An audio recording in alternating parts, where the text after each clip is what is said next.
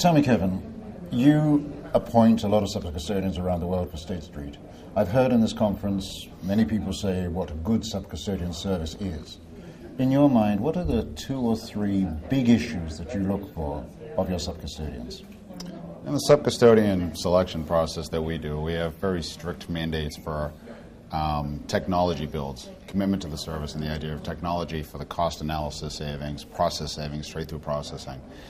And we have a strict operating requirements, which is a lengthy document of all upon the operating needs for us to service our clients. Those needs at the footmost have to be met.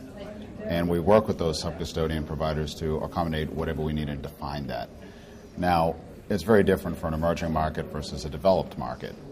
The needs are still core the same for each one of those. For the operating requirements, once they're fulfilled, what brings a sub-custodian above and beyond the other providers is the value-added services. What else can they do? Because we do have unique service needs for our clients that come to the table these days. And they're very in connection with what's going on in the industry. Transparency, cash movements, settlement movements, strict deadlines, and also the flexibility to do whatever is necessary to make something happen, and to to develop the market forward. So, well, I would say that one of the key things we have from a sub-custodian provider is technology builds, commitment, and also being a voice in the market to move things forward. So, can you give me an example of where you think a foreign sub-custodian has managed to influence a domestic custodian to advance a local market? I certainly would be able to say something like that. In the Middle East, the foreign global custodians are working with the local custodians, and the local sub-custodians are working with the depositors, the authorities, the regulators, and not just a single market, but across a whole string of the markets across the Middle East region.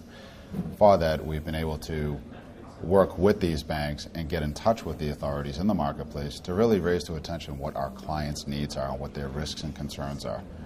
In a number of those markets, we have been able to tweak the different process and be able to allow the modifications of settlements that thereby recognize the global custodian's clients as investors in the market. Kuwait is a wonderful example of that. I mean, I do remember in 1 or 2 markets in the Middle East, there were problems about ability to move stock in the depository, whether the broker could instigate that move or the custodian. Were those the sort of things that you're looking at? That is exactly the example. And why I said Kuwait was we worked very closely with a Kuwait clearing company that had that issue of T+0. Brokers had access to all the accounts, and we were not able to move anything. It was all up to the brokers. We worked very closely with the entities in the market to really create a model that would segregate the broker accounts plus a holding account, change the settlement process, and it was really to the advantage of our clients.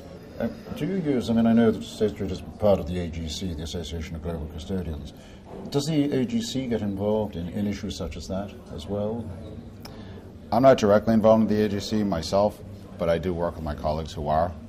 And my understanding of the AGC is that they're not directly driving those initiatives, but in effect they will raise questions if the global custodians across the board hear of these regulatory changes, the process changes, and if there's a significant concern from a global custodian or our clients' needs, then they will bring it to attention. But I wouldn't necessarily say they're going to push it and drive it to the outcome. So they will raise it. It tends to be the individual custodian working with the local market rather than the collective body working with the local market. Yes, that's my belief. And, obviously, how receptive are local markets to foreign comment and recommendation? My experience is that it's a very mixed bunch. I would say that they're very open to receiving our comments and to be able to weigh our opinion and have a discussion with them on how the market works. And they're eager to understand how the global custodians are our clients across the globe and what their needs are and how they need to be serviced. The core question is, will they act on that? I'm not so sure. That is maybe the mixed response and the mixed results. And that, I guess, is where you look, the sub-custodian especially, to influence the market. That's where we look, and that's one of the value-added services we look for a sub-custodian, to be a voice in the market.